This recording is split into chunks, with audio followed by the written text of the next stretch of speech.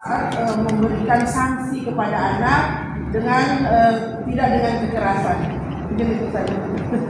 Baik, ini masih konteks dalam memahami. 5.000. Ya, silakan.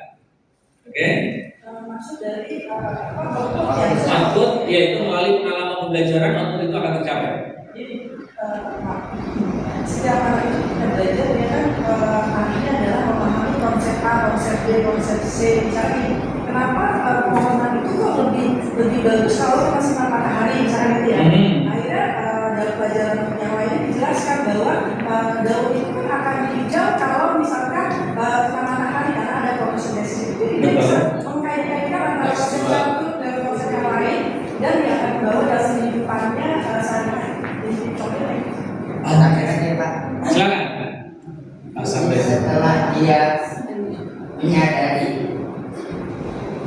akan hal-hal yang dihadapi oleh dia, kemudian dia memahami dari kesadaran apa yang telah dia hadapi, dan dia menikmati, dan ternyata nikmatinya dia berpuas. Kalau buat sendiri kan menikmati, akhirnya nanti gagal, dia ekserkan, dia amalkan kepada hal yang lainnya. Oke, ada lagi tambahan? Baik, 5.000. Ya, silakan. Silakan Bu. Ya. Setelah memahami dia bisa mengaplikasikan. Oke, setelah itu Kemudian merefleksikan. baik.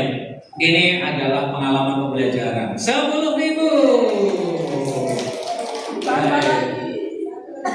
Tambah lagi Bu.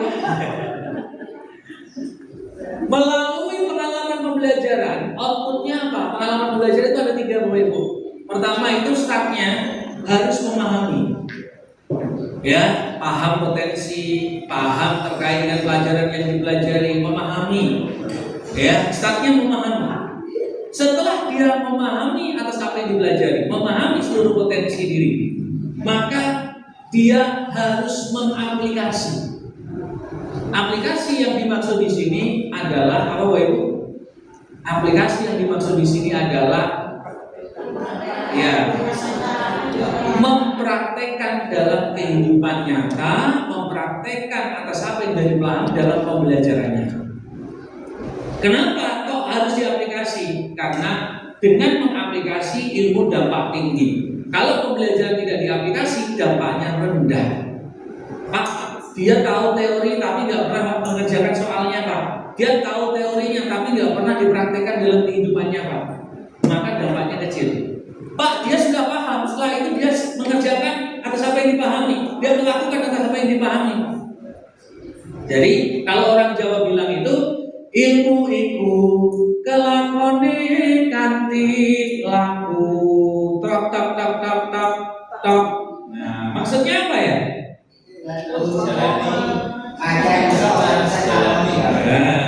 Maksudnya apa itu? Ilmu iku kelakone kanthi laku. Tok tok tok tok tok tok. Ilmu itu terlaksana jika dilakukan. Iya, betul lagi. Tambah lagi 10.000.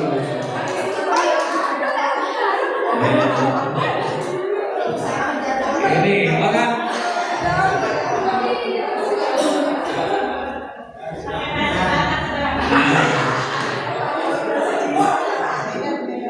dikatakan ilmu kalau dilakukan. Kalau dilakukan tercapai namanya pengalaman pembelajaran. Ilmu itu dilakukan sampai kalau dia sudah dilakukan. Kalau tidak namanya pengetahuan. Dia tahu teorinya tapi tidak dilakukan pengetahuan. Tapi kalau dia dilakukan itu namanya pengalaman. Pengalaman adalah sesuatu yang pernah dialami, yang dilakukan, yang sudah pernah dirasakan. Maka setelah dia memahami konsepnya, dia paham atas potensinya, dia paham atas teorinya, maka selanjutnya aplikasikan dalam soal, aplikasikan dalam praktek di lapangan, aplikasikan dalam kehidupan. Ini adalah yang kedua. Baru yang ketiga, prinsipnya adalah refleksi. Apa itu refleksi? Pergi ke tukang pijat. Apa refleksi? Evaluasi, kontemplasi, perbaikan diri, perubahan yang menuju lebih baik. Itu refleksi.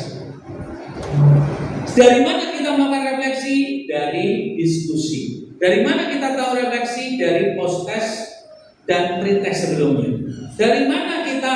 Dari asesmen. Dari mana kita mengetahui refleksi? Dari CCTV. Dari mana kita melakukan refleksi? Dari supervisi.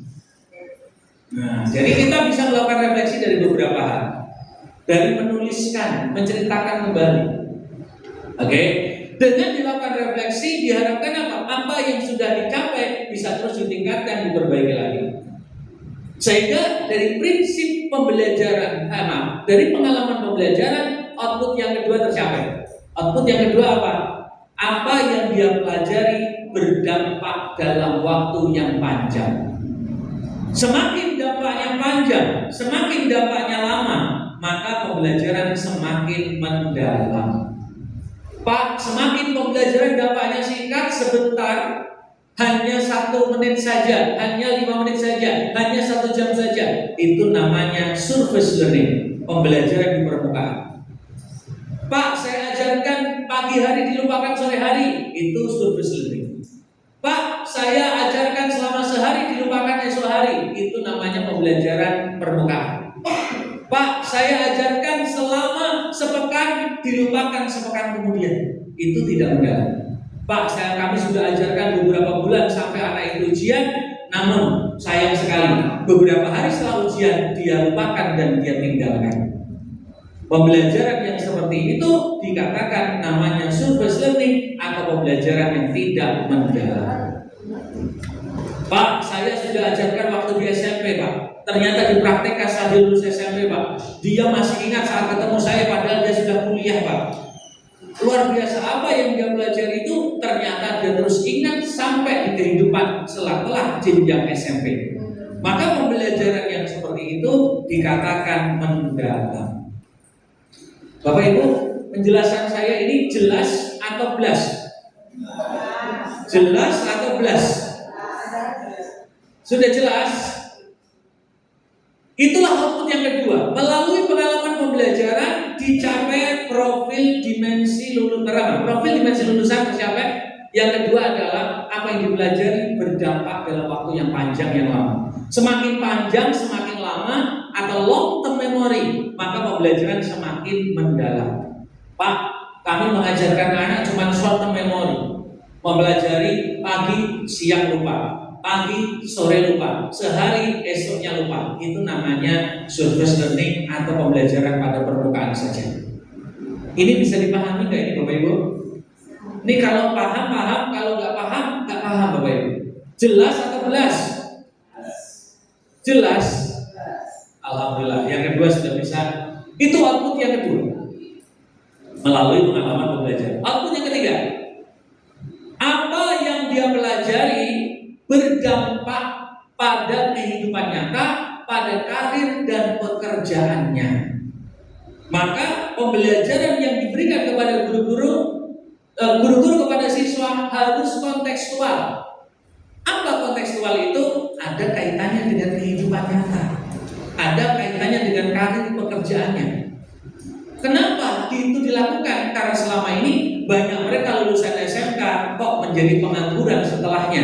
Bahkan ada lulusan sarjana ternyata tidak terserap dalam kehidupan nyata, dalam industri ataupun dalam pekerjaannya.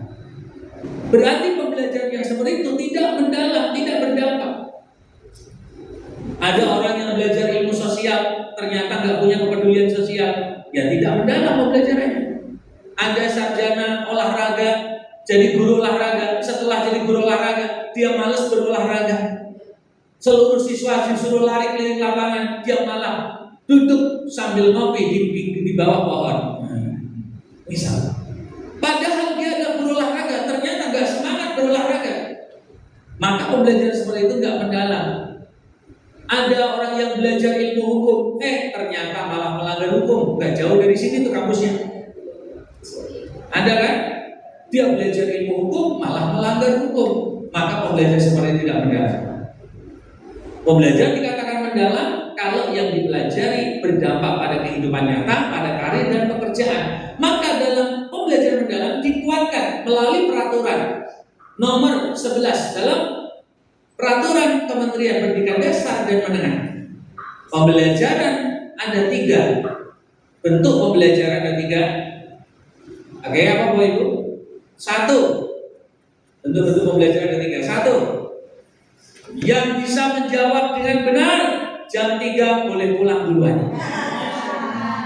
Oh, enak banget ini. Ya. Baik. Silakan. Project Bus itu turunannya dari salah satu pembelajaran intrakurikuler. Belum tepat, nah, bukan salah, tapi belum tepat. Itu sama turunannya juga. Pembelajaran itu basically-nya ada 3 awalnya. Yang pertama intrakurikuler, yang kedua adalah co-kurikuler, yang ketiga ekstrakurikuler. Intrakurikuler sebagian besar dilakukan di dalam kelas. Sebagian besar, walaupun boleh kita mau mengajarkan di lapangan, di taman, boleh dipersilakan. Ini pada tataran konsep. Dalam pembelajaran mendalam intrakurikuler, guru mengajarkan fokus kepada konsepnya, bukan sekedar hafalan atau teorinya, tapi konsep dari setiap yang dipelajari. Itu bedanya dengan yang sebelum-sebelumnya. Oke. Lalu dikuatkan melalui co-kurikuler. Apa itu arti co-kurikuler? Berdasarkan aturan dari kementerian. Co-kurikuler itu artinya apa? Belajar di luar akademik, bukan itu. Co-kurikuler itu adalah bridging. Bridging, jembatan, artinya apa? Dari intrakurikuler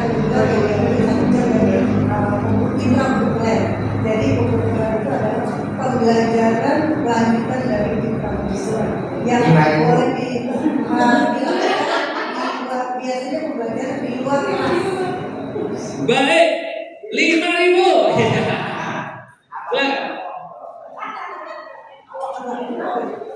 Co-kurikuler adalah pengayaan, memperdalam, ya, penguatan. Itu adalah co-kurikuler. Dari apa yang dipelajari, dikuatkan, diperdalam, pengayaan, itu adalah di co-kurikuler. Dia itu pengayaan, dia itu memperdalam, penguatan kembali. Apa konsep yang dipelajari di co-kurikuler dikuatkan melalui co-kurikuler. Oke. Sekarang co-kurikuler itu bentuknya dari Peraturan Kementerian Pendidikan Dasar dan Menengah ada 3. Sebutkan bentuk-bentuk co-kurikuler. Ayo, yang sudah belajar pasti bisa. Bentuk-bentuk co-kurikuler. Ya, yang jawabannya betul, Selasa depan libur. Gak usah masuk, Selasa depan libur aja. Ya. Ya. Oke. Baru 1 penguatan 7 kebiasaan anak Indonesia ini. 1 baru 1. Lintas ilmu disiplin Iya. apa namanya? Interdisipliner. Yaitu kolaborasi antar mata pelajaran yang lintas disiplin ilmu. Boleh 2, boleh 3, boleh 4, silakan. Baru 1 lagi. Satu lagi apa? Tadi sudah. Ya. Baik. Kolaborasi.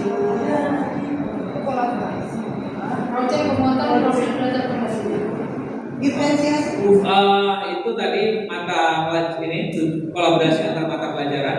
Baik, ini saya kasih 10.000. Satu lagi belum? Itu apa? Diferensiasi ya. Bukan? Literasi numerasi. Oke, bukan itu. Ya. Satu lagi adalah kegiatan lain sesuai dengan kearifan lokal, sesuai dengan potensi, sesuai dengan lingkungan sekolah. Contohnya membatik, ada kita kunjungan ke lingkungan belajar dari industri, atau kebiasaan yang sudah ada di sekolah, misalkan duha, tadarus, itu tergantung kondisi sekolah. Lingkungan sekolahnya apa? Sekitar situ. Nah, itu dimasukkan juga, Bu, tapi dalam 7 kebiasaan sekarang sebenarnya 7 kebiasaan anak Indonesia hebat. Itu nomor 2, penguatan 7 kebiasaan anak Indonesia hebat. Oke. Baik, sekarang saya pengen cek biar konsepnya utuh, Bapak Ibu paham dulu. Maaf ini, saya ulang-ulang karena saya tanya sudah banyak yang terlalu mendalam. Sudah banyak yang terlalu mendalam, ya. Kenapa kok sekarang ya? Kenapa kok untuk bisa mencapai profil dimensi lulusan melalui kokurikuler? Ya, salah satu melalui kokurikuler yang ada 7 kebiasaan Indonesia hebat. Ada yang menjawab?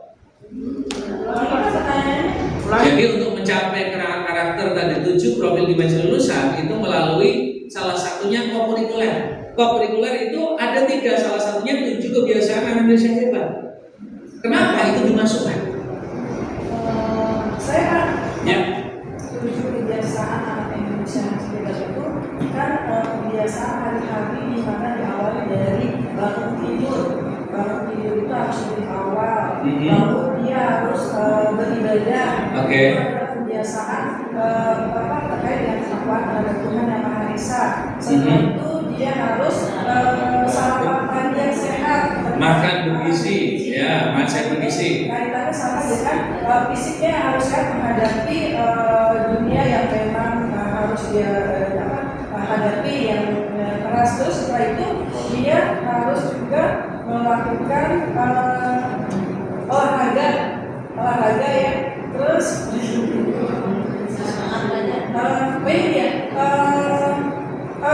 berinteraksi dengan lingkungan sosial. Jadi dia bukan hanya anak yang dari sekolah pulang, tapi dia juga harus memahami lingkungan sekitarnya, siapa tetangganya, siapa orang yang memang butuh dia bantu.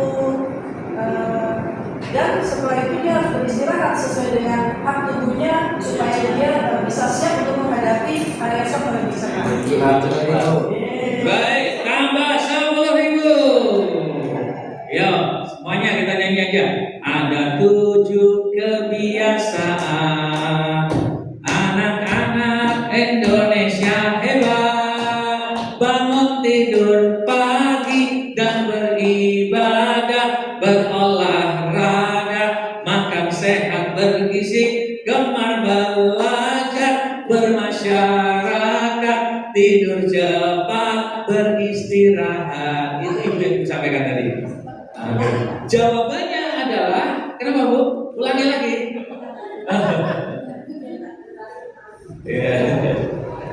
Kenapa? Karena kata pakar terkait dengan karakter, penulis buku psikocybernetik namanya Max Wellman. Dia nulis buku psikocybernetik tahun 1964. Karakter akan terbentuk melalui pembiasaan. Berapa lama? Selama waktu itu tahun apa? Berapa lama? Ada yang tahu? Ada yang pernah baca bukunya? Ya, ada yang pernah baca bukunya? Ini kayaknya tadi malam sibuk ngoreksi ujian. Benar? Apa sibuk nonton bola? Apa sibuk ketiduran? Kok pada diem semua ini?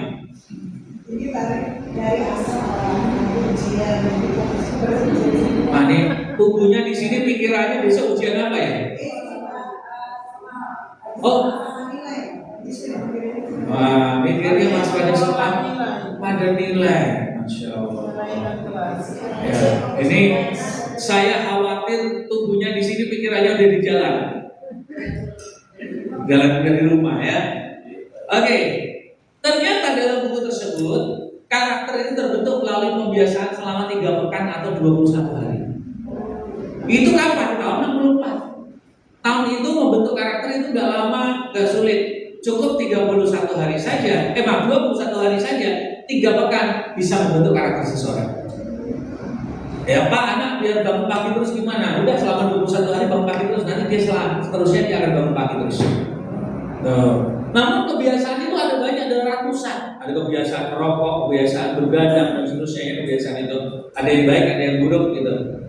Ternyata diteliti lagi 20 tahun kemudian karakter terbentuk itu beda-beda. Ada yang paling cepat 52 hari. Beberapa riset di Eropa. Namun ada yang 4 bulan, bahkan ada yang sampai 7 bulan baru berhasil.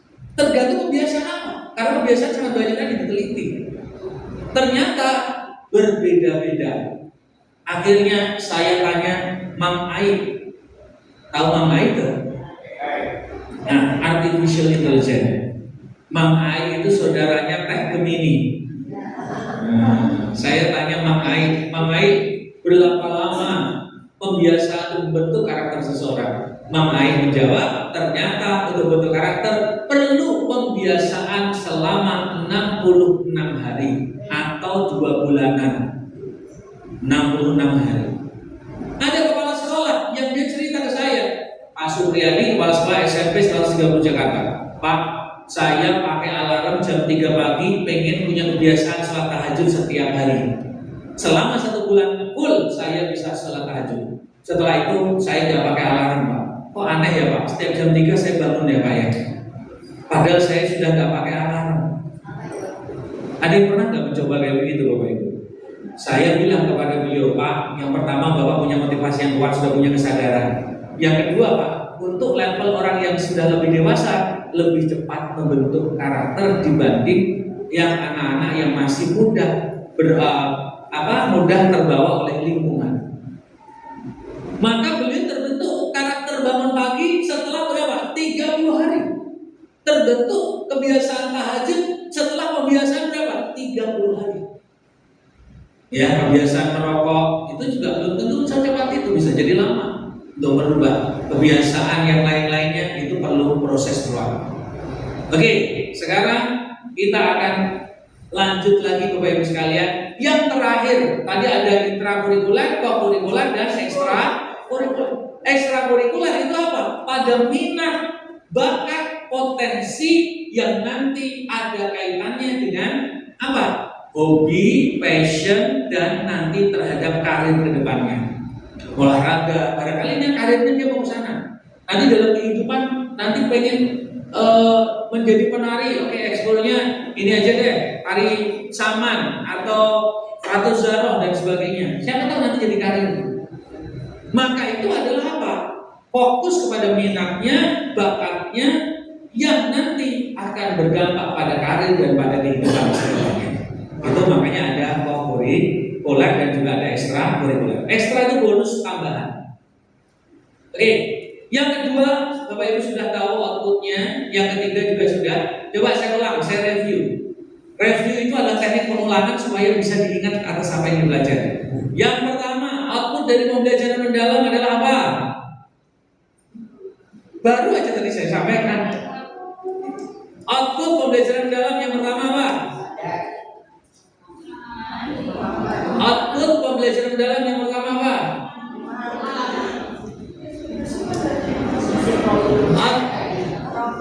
Output dari pembelajaran mendalam satu apa? Ya Allah, Anda tadi ngapain aja? Output pembelajaran yang pertama apa? Itu adalah prinsip pembelajaran. Itu adalah mulai dari prinsip pembelajaran atau nomor 2 prinsip pembelajaran atau pengalaman pembelajaran. Iya, tercapainya profil dimensi lulusan. Itu output yang pertama. Kalau Bapak Ibu ngajar bisa mencapai profil dimensi lulusan, pembelajaran Anda mendalam. Itu output yang pertama. Output yang kedua,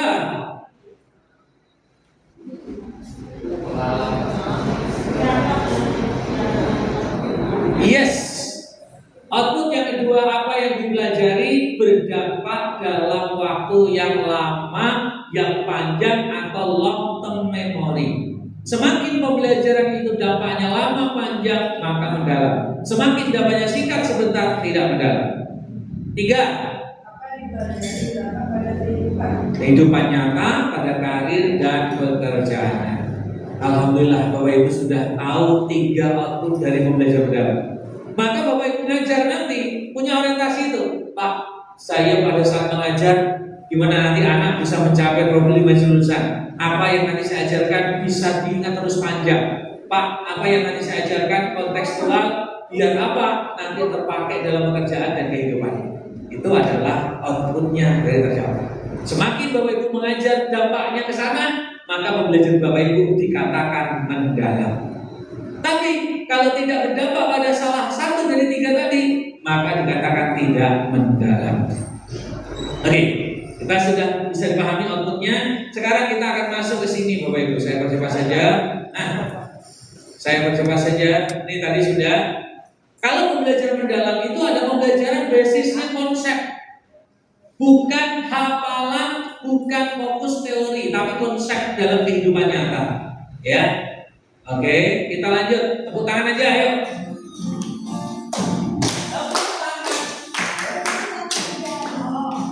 Tepuk tangan. Tepuk tangan. Dengan 3 jari, tepuk tangan dengan 4 jari. Tepuk tangan. Tidak berbunyi. Coba ulang sekali lagi. Tepuk tangan.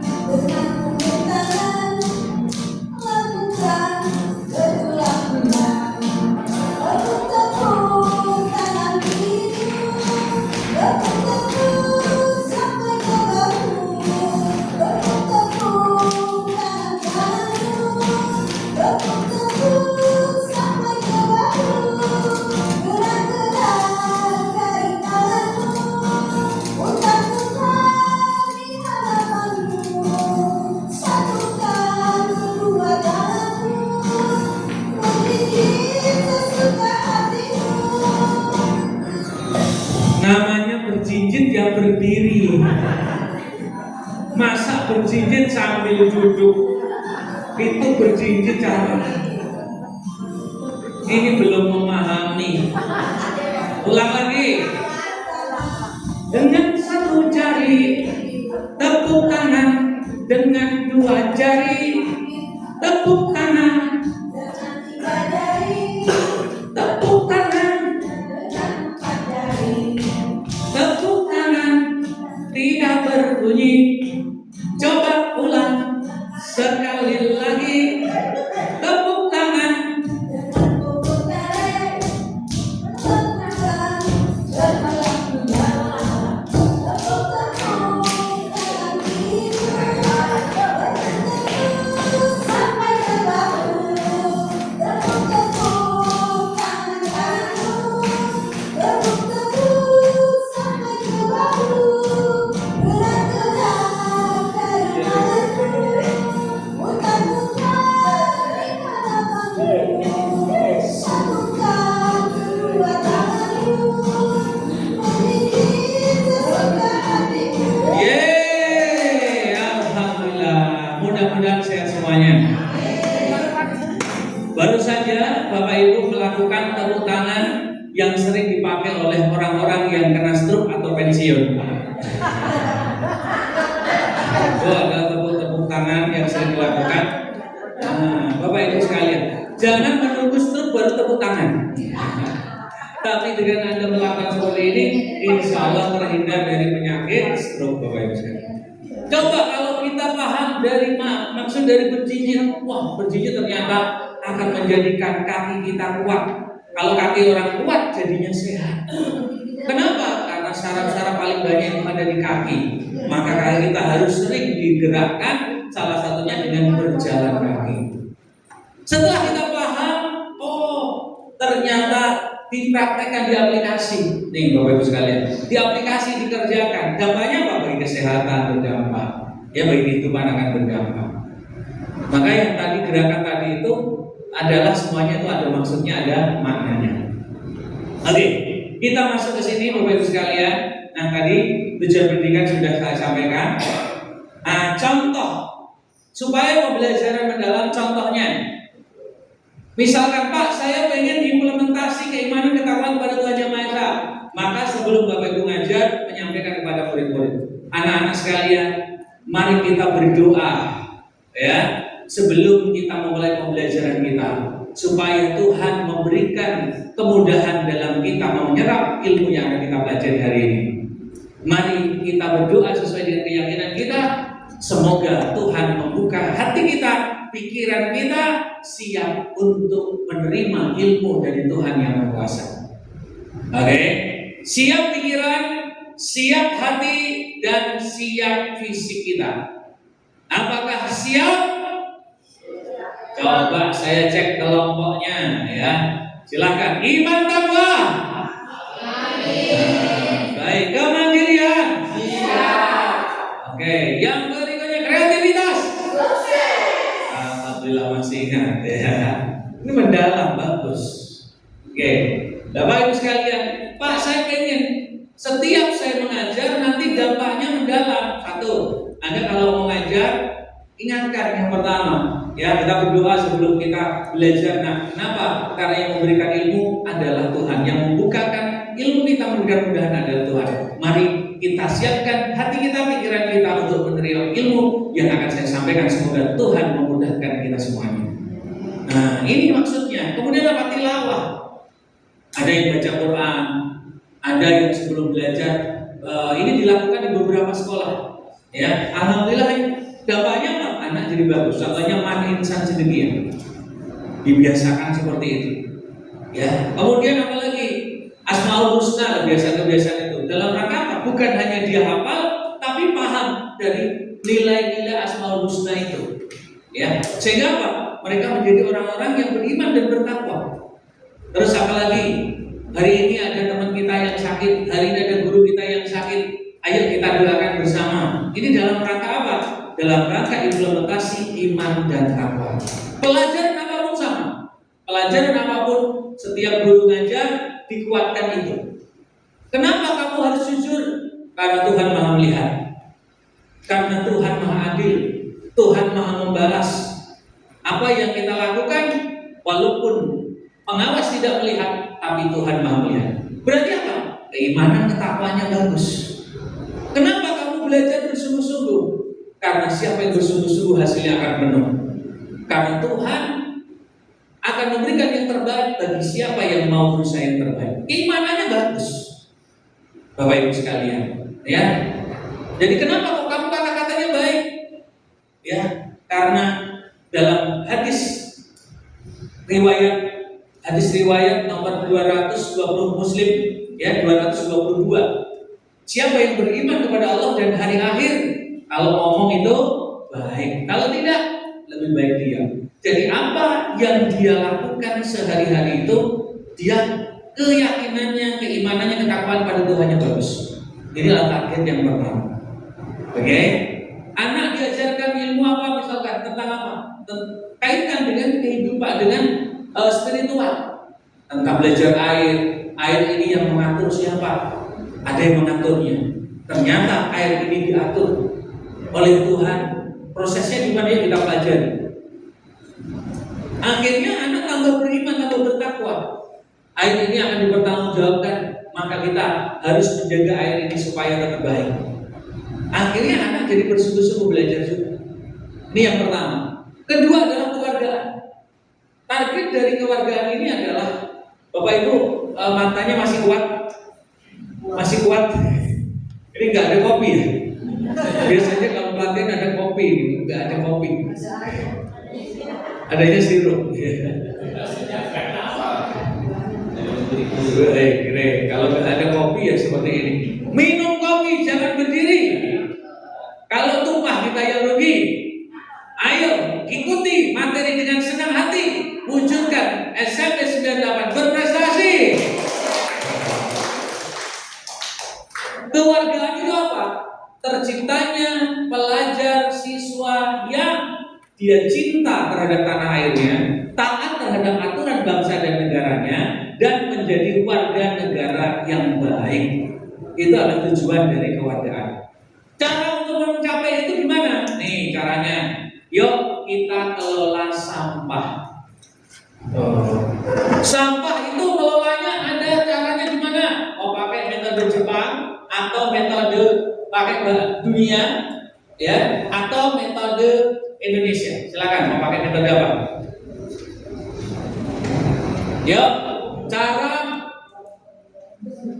mengelola sampah. Yuk silakan. Bapak mana yang mau? Beberapa metode pengelolaan sampah mulai dari kegiatan pilar-pilar dan olah-olahnya itu bisa digunakan menjadi eco-engine, composting, lalu berbagai macam pemanfaatan daur ulang sampah menjadi barang-barang yang bermanfaat dan bernilai seni. Baik. Oke, dapat 5.000. Silakan, yang lain. Oke, ini adalah metode dunia 20.000. Ya, metode Indonesia yaitu menanam segala macam sampah dari rumah ke tanah atau membuat lubang. jangan segala macam sampah, hanya sampah organik saja. Sampah organik saja. Tanam di mana itu yang lebih familiar buat rakyat, kita di sekolah juga. Baik, 5.000. Metode Indonesia ada 3A. 3A. A yang pertama cegah. A yang pertama cegah. Kenapa Anda memakai tumbler mencegah sampah plastik? Kenapa Anda pakai kotak makan mencegah sampah plastik? Kenapa kok Anda nggak makan gorengan mencegah minyak jelantah? Walaupun bisa diolah. Kata Dr. Zainul Akbar, dia mengatakan memasak makanan yang sehat itu ternyata dengan 4 yang paling disarankan. 1, kukus, rebus, apalagi pepes, sama tumis boleh. Tumis itu cuma sedikit minyaknya, masih ada tapi cuma sedikit, ya. Tapi direkomendasikan tadi kukus, rebus, pepes. Pak, kenapa kok minyak harus dicegah? Karena kurang baik bagi kesehatan. Oke, Pak, kalau sudah terlanjur makan gorengan, sudah ada minyaknya, apalagi kalau berbuka puasa, kalau nggak ada gorengannya nggak lengkap ya Pak. Cara mencegahnya tadi sudah. Kalau sudah minyak jelantahnya 1, dijernihkan yang sudah, lalu dijual. Kemana? Beberapa Pertamina ada, walaupun di Jakarta hanya sekitar 10 waktu itu, nggak tahu sekarang. 1 liternya pernah 5.000, pernah sampai 7.000 per liternya minyak jelantah. Jadi langsung dimasukkan, nanti ada rekening dalam ini apa di handphone kita, ketahuan berapa jumlahnya. Yang kedua, dibuat lilin aromaterapi, tambah parafin, kemudian siapkan sumbunya, dikasih minyak itu, kemudian disatukan, taruh gelas, jadi deh. Buat sabun, ya bisa menggunakan palm oil atau menggunakan bahan yang lain. Kemudian itu nanti pakai soda, sehingga apa? Waktu untuk membuatnya tidak sebentar, paling cepat 3 pekan, paling ideal 1 bulan baru boleh dipakai digunakan. Sudah? Alhamdulillah. Sudah dipajang juga? Alhamdulillah. Nih, yang berikutnya dibuat untuk pembersih campur dengan pasta, untuk membersihkan ban, ya itu juga bisa. Berikutnya untuk apa? Dipakai untuk biosolar, biodiesel, dan juga bioaftur. Itu bisa diproses sampai ke sana, Bapak Ibu. Namun prosesnya tidak mudah. Ini menggunakan teknologi, kemudian industri dengan menggunakan bahan kimia campuran yang lain. Oke, jadi ternyata banyak sekali itu mengolah ya, mengolahnya. Kalau organik banyak tadi bisa langsung dimasukkan ke tanah. Nanti setelah 1 bulan ada yang sudah terurai, ada yang 2 bulan baru terurai, tergantung jenis sampah organiknya. Sampah organik itu ada yang sampai 6 bulan baru terurai. Ya, kayak kulit-kulit jeruk yang tebel itu lama. Walaupun sampah organik itu sebagian besar 40 hari sudah banyak yang terurai. Oke. Terus apa lagi? Dibuat kompos. Buat apa lagi? Dibuat apa tadi, ekoenzim. Nah, dan berbagai macam olahan yang lain. Bahkan sampah organik itu juga bisa dibuat sebagai bahan bakar. Ini sudah ada di Surabaya. Bahkan bakar energi ada di Surabaya. Di Bandung dan beberapa wilayah sedang mengembangkan itu. Jadikan bahan bakar energi. Oke, kita lanjut. Ya. Oh iya, yang kedua. Yang pertama juga, yang kedua adalah pilah. Pilah yang tadi itu Pak, dipilah. Jadi, oh ini mana yang bisa diproses, mana yang nggak bisa diproses, mana yang bisa dijual, mana yang kemudian tidak harus di tempat akhir, itu harus dipilah-pilah.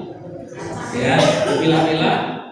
Setelah dipilah baru diolah, yang bisa diolah. Itu kalau dicacah, itu kalau ingin membuat composting yang lebih cepat.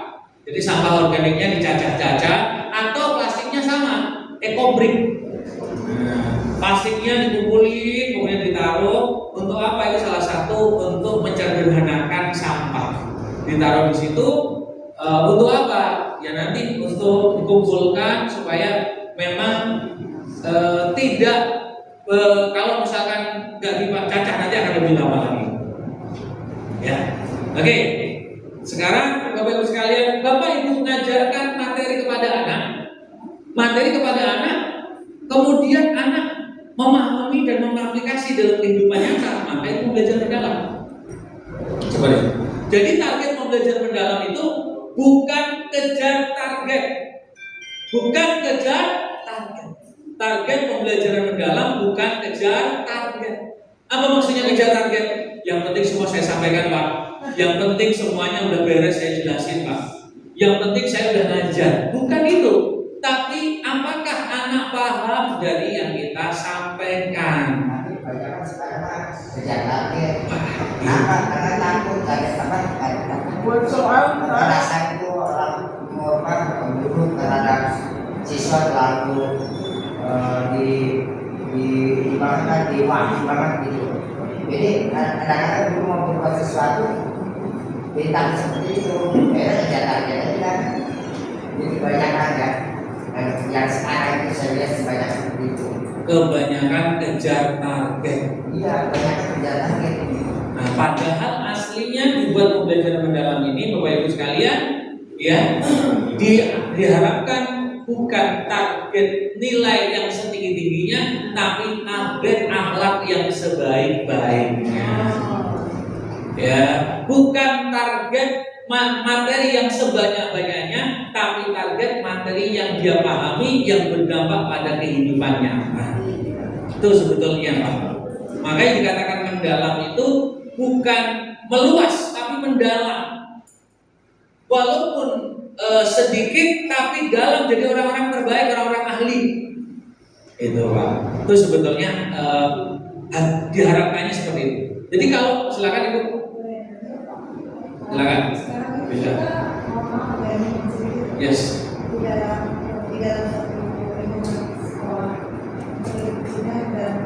Yes. Perbedaan biasanya siswa yang untuk bagaimana caranya kita bisa memahami dia dengan kondisi yang tepat. Betul. Jadi kadang kita penyesuaian dengan usia kita yang berbeda untuk menyesuaikan lingkungan yang heterogen itu. Apalagi zamannya era SMP itu kan antara usia 12 sampai 15 tahun. Betul. Bagaimana caranya kita bisa berinteraksi dan berkolaborasi kepada mereka supaya apa yang kita sampaikan nyampe kepada mereka. Karena kita pasti membawa ininya kita kebiasaan kita gitu. Jadi anak-anak kadang kayaknya kurang menarik, kayaknya nggak pas gitu. Tapi sesama dia sebaya malah dia lebih cepat. Nah, bagaimana caranya supaya kita itu bisa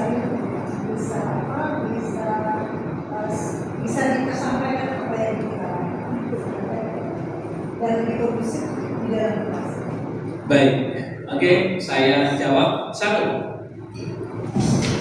yaitu guru harus menyadari anak-anak kita zaman sekarang, mereka hidup di zamannya bukan di zaman kita. Ini realita, ini fakta. Anak-anak kita hidup di zamannya bukan di zaman kita.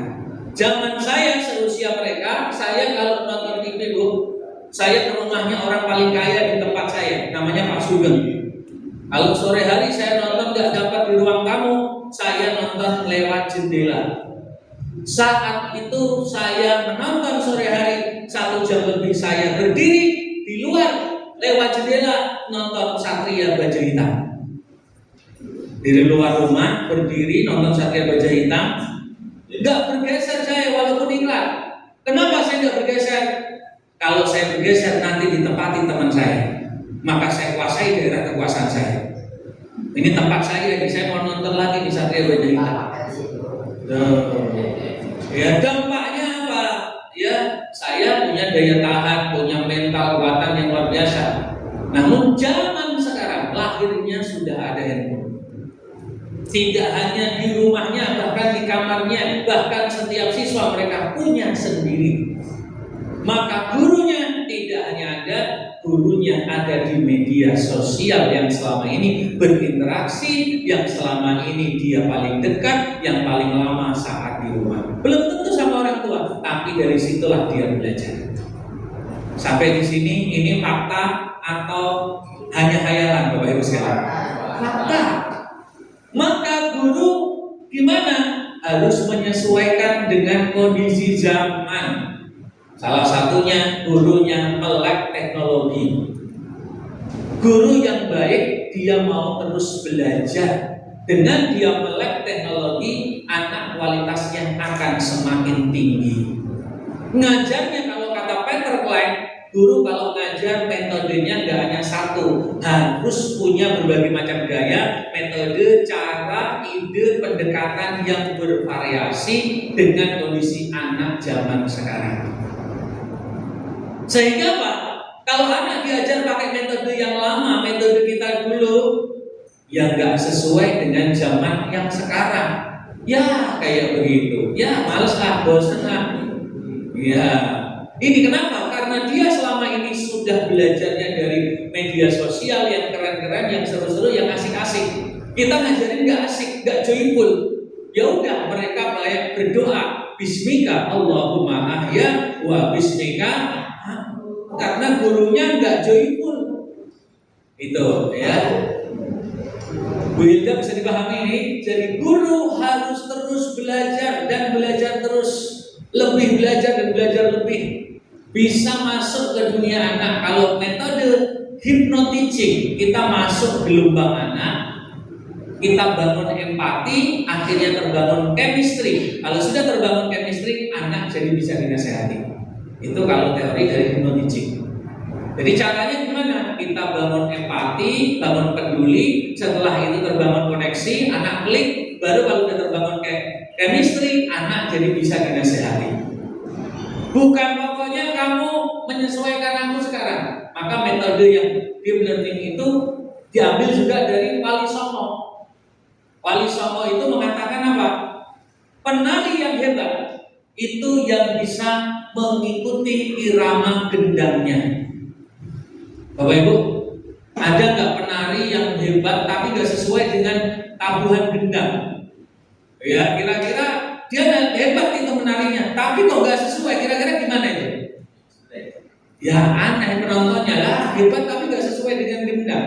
Ya enggak. Maka kita belajar menyesuaikan dengan zaman anak zaman sekarang. Siap menjadi guru-guru pembelajar? Siap. Ya, ini kayaknya udah siap, Ibu. Siap. Alhamdulillah. Ini saya teruskan sedikit-sedikit aja ya. Contohnya ini. Pada saat Bapak Ibu mengajar, kaitkan dengan ini. Misalkan menanam dan menjaga tanaman sekitar, kegiatan menjaga kebersihan sungai, barangkali ada sungai di sekitar sekolah. Ya sekarang kayak Pandawara Group misalkan, itu anak muda yang menginspirasi Indonesia bahkan dunia. Penawaran kritis, siswa menganalisis mengapa suatu daerah dilanda banjir meskipun hujan tidak terlalu deras. Ada beberapa daerah di daerah Bekasi Utara, ya, Muara Gembong dan sekitarnya, walaupun udah hujan kena banjir juga. Bahkan ada beberapa wilayah di Jakarta, Kampung Pulo dan sebagainya itu, kadang nggak hujan bisa kena banjir. Kenapa? Karena analisis. Ya, dampak ikan sapu-sapu misalkan. Anak mencari tahu kenapa ikan sapu-sapu ditangkap. Kenapa? What is wrong? Something wrong. Nah, anak akhirnya tahu. Ya, apakah harus dikubur hidup-hidup? Apakah harus dikubur hidup-hidup? Ternyata MUI memperingatkan, ada caranya, ada etikanya. Bahkan kalau mantan Menteri Perikanan dan Kelautan Bu Susi menyarankan untuk dibuat dua. Satu, bukan ditenggelamkan kapalnya.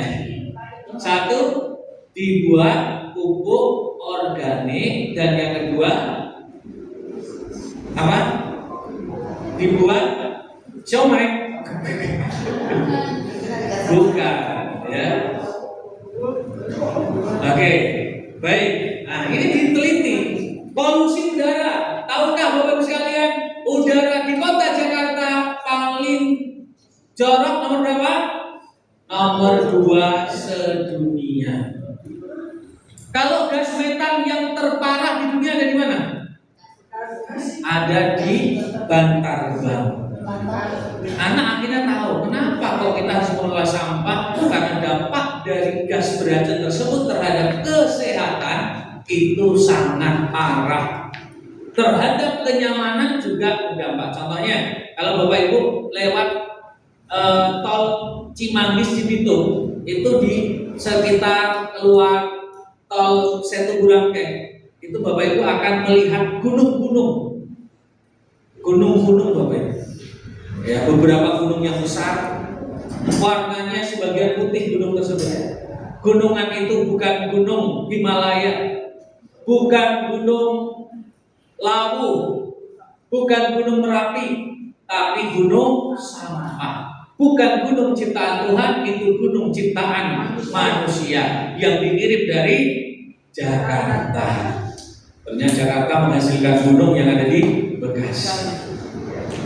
Inilah anak belajar dari polusi udara, kemacetan, pengangguran, hijau, pertumbuhan penduduk, terkait dengan masalah pernikahan, semangat belajar, apakah ada kaitannya dengan gawe.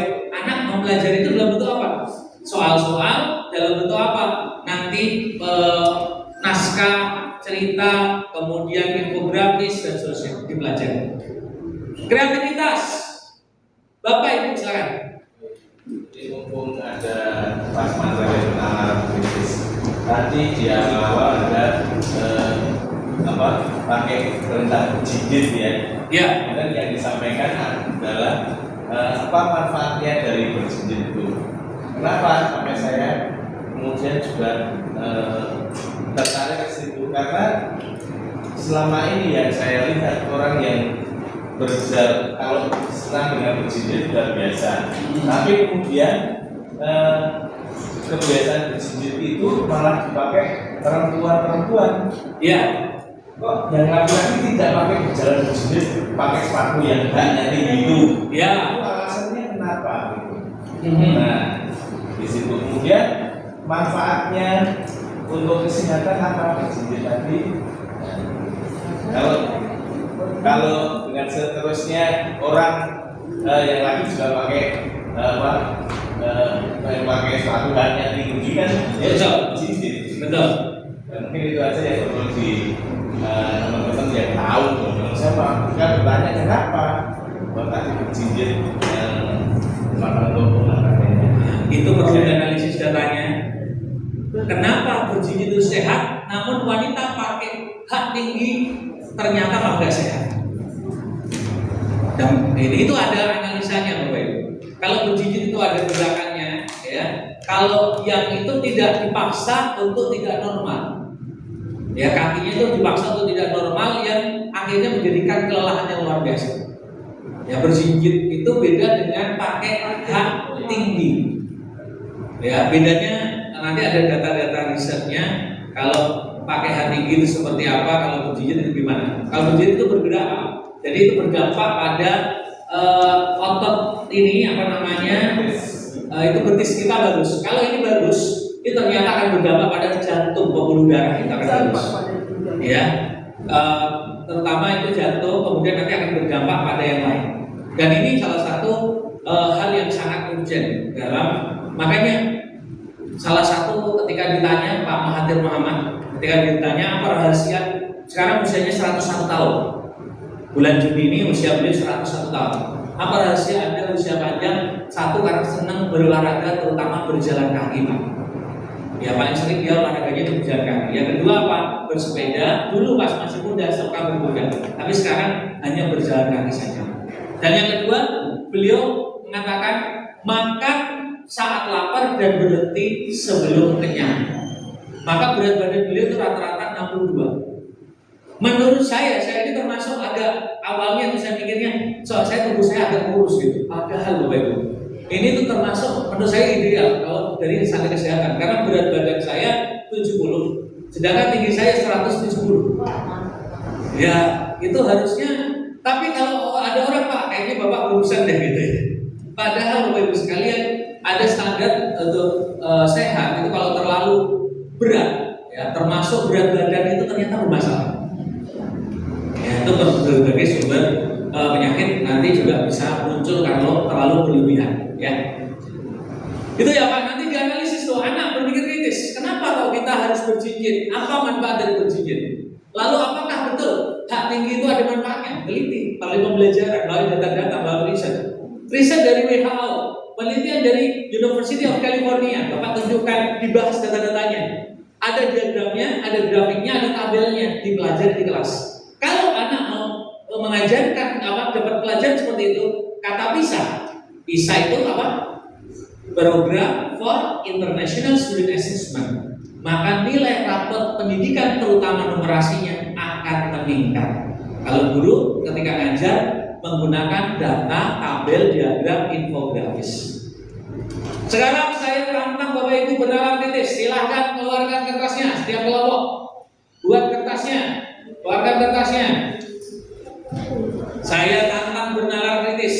Yo, silahkan saya tantang bernalar kritis. Keluarkan satu kelompok satu aja Pak, satu kelompok satu, iya. Oke.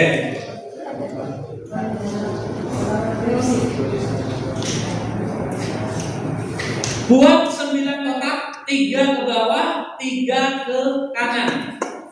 Berarti ada 9 kotak, ya, 9 kotak, 3 ke kanan, 3 ke bawah. Oke. 9 kotak, 3 ke kanan, 3 ke bawah. Oke, sudah. Kalau sudah, masukkan angka 1 sampai 9 dengan syarat kalau dijumlahkan hasilnya nanti 15. Hanya angka 1 sampai 9, nggak boleh double. Satu angka hanya boleh sekali saja. Nanti kalau dijumlahkan, baik vertikal, horizontal atau diagonal, hasilnya 15. Waktu mulai sekarang. Masukkan angka 1.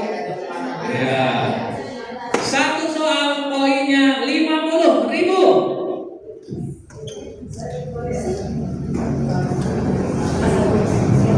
Satu soal poinnya 50.000.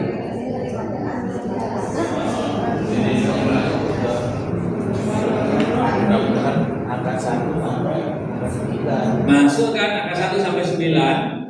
Lalu jumlahkan secara vertikal, horizontal, diagonal. Hasilnya 15. Ada 9.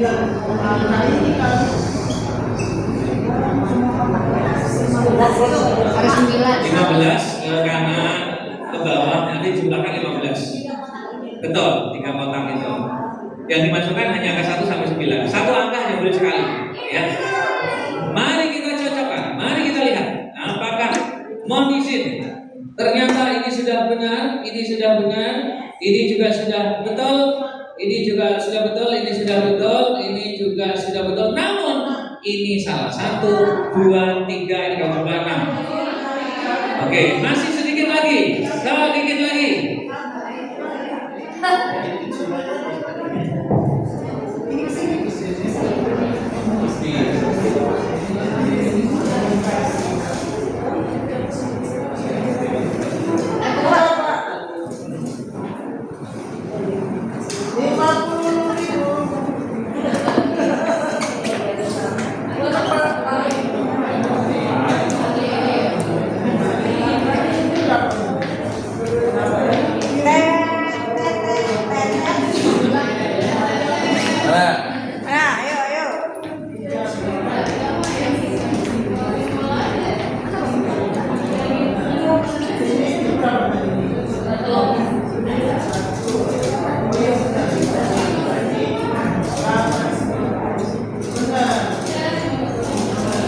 Ya.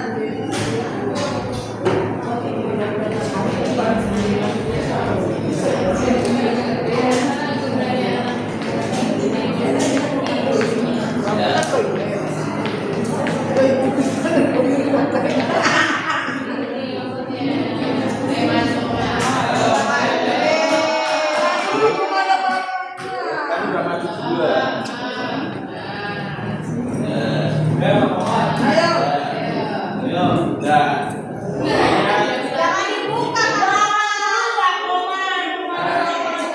Amalan sebagai saksinya. Oke. Maju ke keamanan jumlah berapa?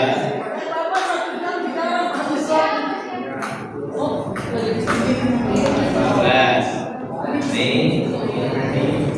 15.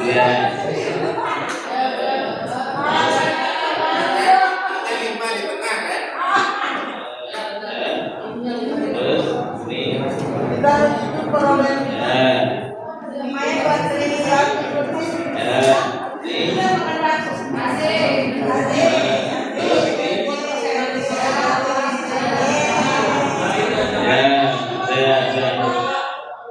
8 gambar 1 5 9 6 7 2 udah semua ya. Ini 4 ya Pak? Ya. 4 9 juga. Ya. Oke. Ya, baik, ini berapa poin?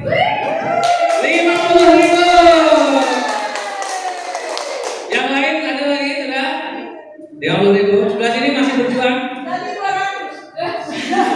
Masih berjuang? Padahal 30 bulan sekarang jadi momen lagi. Baik, kita ganti soal yang kedua. Satu lagi. Sudah. Baik, Bapak Ibu, saya kasih soal lagi. Yang bisa boleh pulang duluan. Oke, baik Bapak Ibu. Saya soal yang kayak begini punya 100 variasi. Untuk apa? 1. Anak bernalar kritis. 2. Kolaborasi. 3. Komunikasi. Ide-ide, gagasan sebagainya. Jadi dalam pembelajaran yang kayak begini tercapai pembelajaran mendalam. Ada kolaborasi, ada bernalar kritisnya kayak gitu. Ada komunikasi. Yang kedua, saya kasih soal ini. Nih soalnya ini Bapak Ibu. Oke. Nah, yang tadi kenapa guru harus belajar teknologi ini? Ya salah satunya. Dampaknya kalau guru menguasai TIK teknologi untuk membuat soal bisa dibantu, membuat slide bisa dibantu. Jadi bisa melakukan riset selama 1 tahun. Guru yang mengajar satu dengan menggunakan TIK, satu tidak menggunakan TIK dalam pembelajaran. Hasilnya apa? Yang menggunakan TIK ternyata siswanya skornya itu naik 40 poin lebih tinggi. Ya, misalkan Bapak Ibu menggunakan Kahoot, kemudian menggunakan berbagai ada KineMaster, ada membuat quizzes dan sebagainya. Banyak sekali Anda gunakan teknologi itu berdampak ternyata. Ini hasil riset dari PISA ya. Ya, Anda menggunakan layar ini ya untuk mengajar, untuk misalkan pakai bahasa pakai 255 misalkan. Itu kan berdampak pada kemampuan bahasa Inggris anak dibanding dengan cara-cara yang biasa ya. Oke, soal yang kedua. Nah, ini salah satu contohnya. Ya, Bapak Ibu. Kamu cita-citanya apa, Nak? Pengen jadi tentara. Dibuatkan melalui aplikasi Mamai. Nih contohnya, pengen jadi pramugari. Anak SMP seneng tuh. Iya.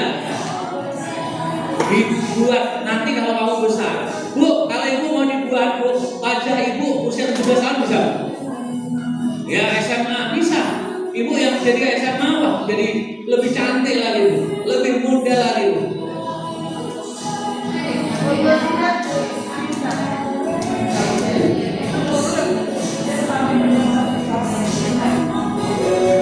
Sekarang artificial intelligence itu ada lebih dari 40 jenis artificial intelligence. Sangat banyak ya.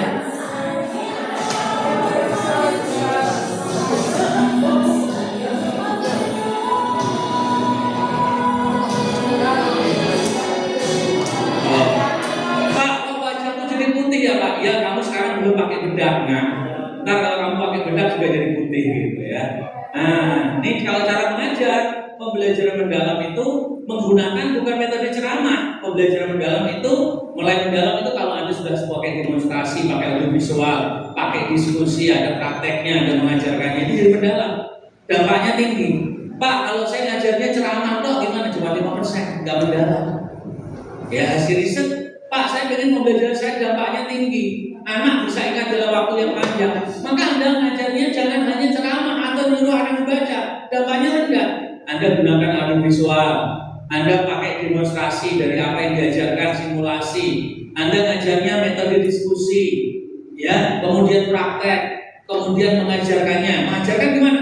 Anak yang sudah bisa mengajarkan kepada temannya yang belum bisa. Pak, yang mengajarkan nanti ilmunya nggak rontok, enggak, ilmunya malah tambah meningkat. Bukan berarti yang mengajarkan ilmunya diserap, enggak, tapi malah tambah paham, tambah kuat. Itu teori dari pakar Roger Sperry. Otak manusia itu kalau sering dipakai terus, dilatih terus, disampaikan, bukan ilmunya kemudian, tapi neuronnya tambah tebal. Informasi sama akan menguatkan, informasi baru akan membuat jaringan baru, katanya begitu. Nah, itu dampaknya tinggi, Bapak Ibu. Nah, saya percepat saja. Kita masuk ke sini, gambar ini saya coba tes. Nah, ini contohnya saya mengajar. Nih, contohnya di negara yang nilai PISA-nya paling bagus pendidikan apa negara mana? Cina itu pernah lebih dari 3 kali. Cina, kemudian Singapura juga kemarin pernah. Nah, Finlandia itu masuk 5 besar. Ya, Cina yang paling tinggi, salah satunya. Dari kecil anak diajarkan gitu. Pak, supaya anak jago basket gimana? Ya udah latihan basket terus.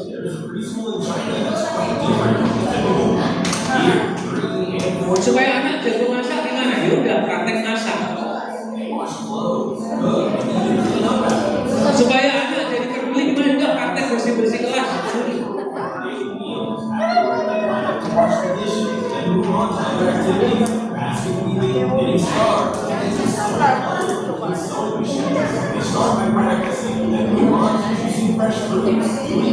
Dari kecil sudah pembelajarannya seperti ini, Bapak Ibu.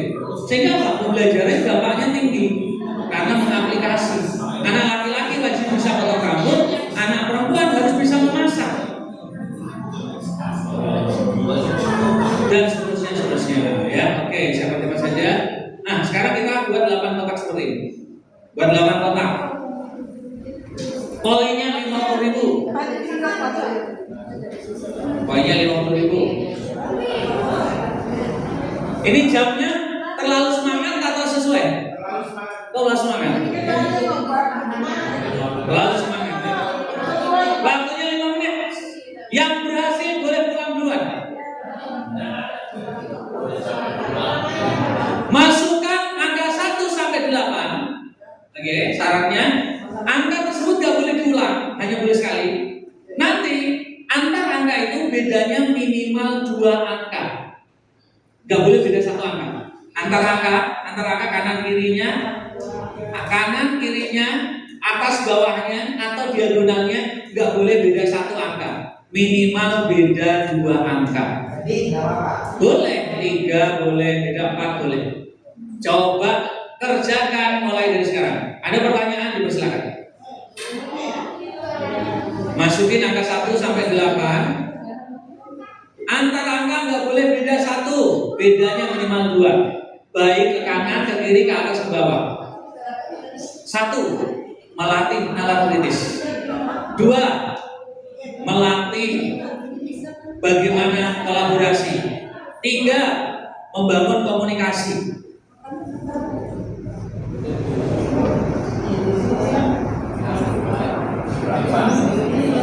Kelompok mana yang bisa duluan?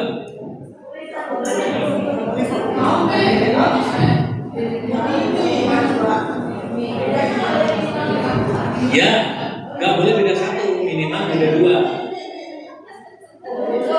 2 sama 1 beda 1 angka secara diagonal. Nggak boleh, harus beda minimal 2. Baik secara vertikal, horizontal atau diagonal.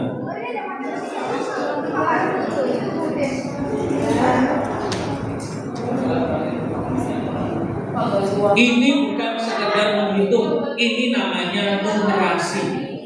Ini namanya berlatih logika. Mari kita cocokkan.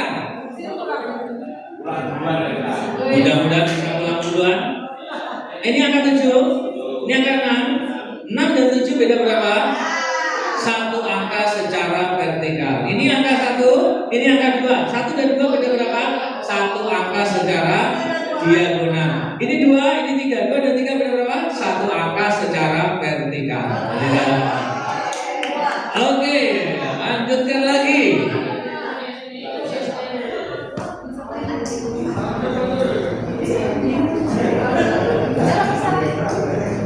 Waktunya 2 menit lagi. Silahkan 2 menit lagi. Ini baru 2 soal. Saya punya 100-an soal melatih logika seperti ini, Bu. Mari kita lihat. Ini berapa Pak angkanya 2? Ya, 25, ini 1, ini 8, 7, 4, 3, ini 6. Oke, mari kita lihat 7 dan 8. Ya, beda 1 angka secara diagonal. 7 dan 8 beda 1 angka.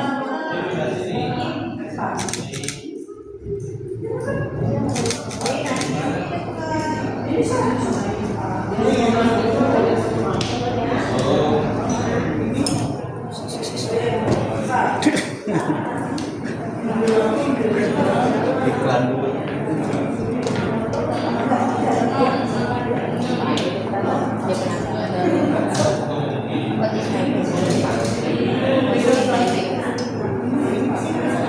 Bapak dan Ibu pembelajaran ada diskusi, ada kolaborasi, ada pendalam kritisnya. Ya, maka ini akan menghasilkan pembelajaran yang dampaknya tinggi.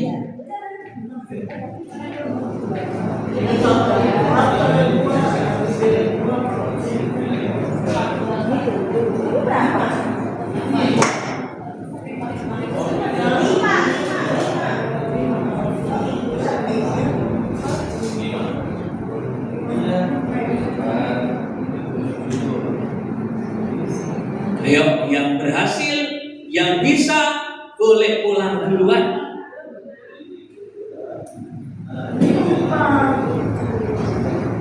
Ini pelatihan sama saya nambahkan, yang bisa boleh pulang duluan.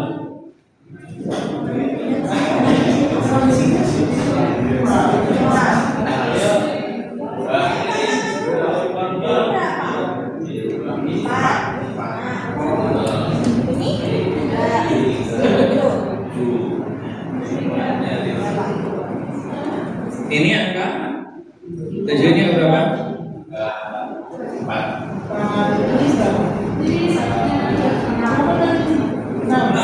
Ini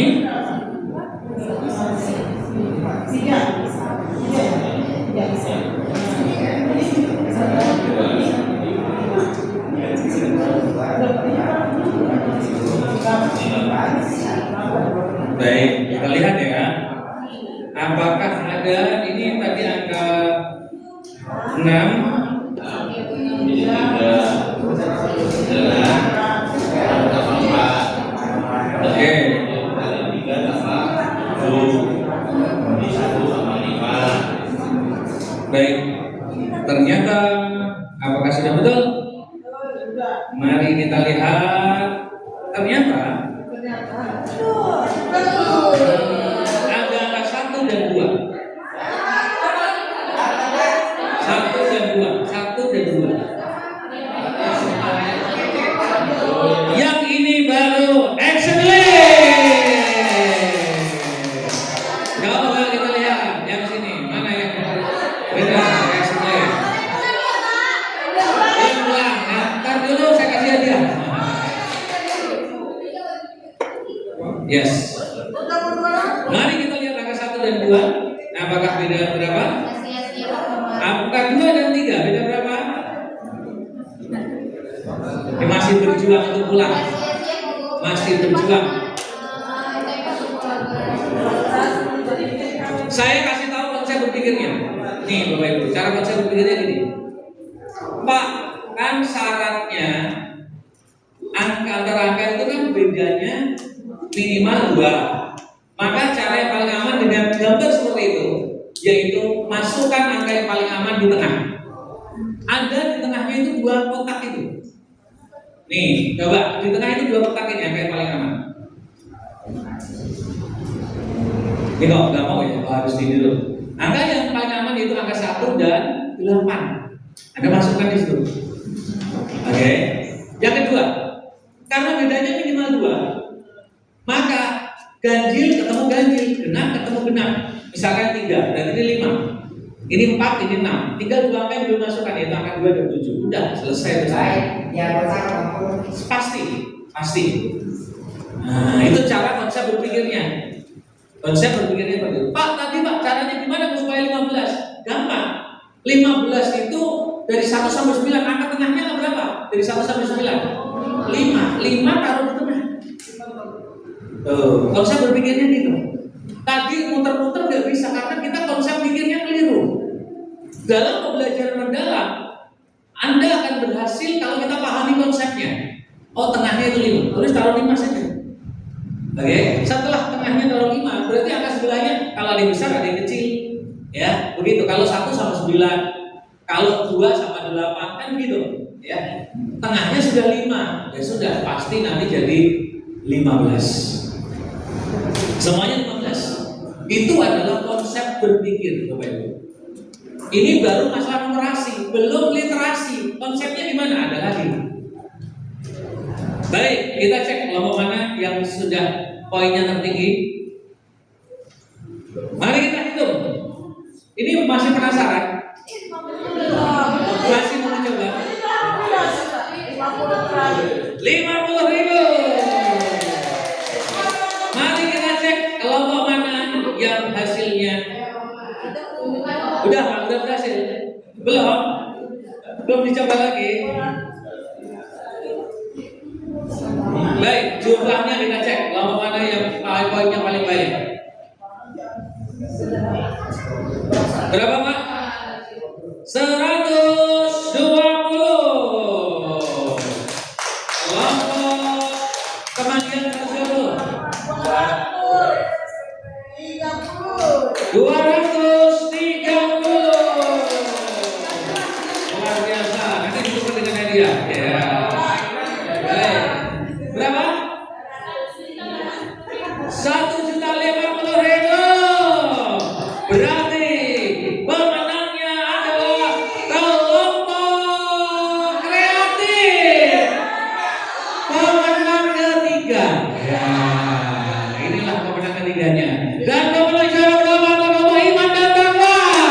Silakan Pak Ketua untuk mendapatkan hadiah. Ya. Silakan Pak ditampilkan salah satu buku. Berikan salah satu buku Pak. Ya. Oke, ini Pak. Ya, kita kasih buku. Nih, hadiahnya soft skill untuk pendidik karya para profesor. Nah, dibaca ya Pak. Ini adalah buku bestseller karya para profesor. Yang para profesor banyak ini ya. Iya. Pak, terakhir paling semangat beliau ya. Oke, untuk Pak. Nanti yang baca kasih tahu menjelaskan pada yang lain dibaca ya. Oke ya Pak. Siap. 1, 2. Oke. Tepuk tangan buat kita semuanya. Selamat ya Pak. Kelompok Iman Takwa. Amin, luar biasa ya. Baik. Sudah jam 3, saya kasih kesempatan yang mau bertanya atau yang mau pulang. Tepat waktu kita harus disiplin Bapak Ibu, betul? Ada penjumlahan, ada pengurangan. Cakep gitu dong. Ada penjumlahan, ada pengurangan. Ada Pak Manang, ada Pak Sofian. Jika ada kehilafan mohon dimaafkan. Jika ada kebaikan mari kita praktekkan. Saya kembalikan kepada MC kita yang luar biasa.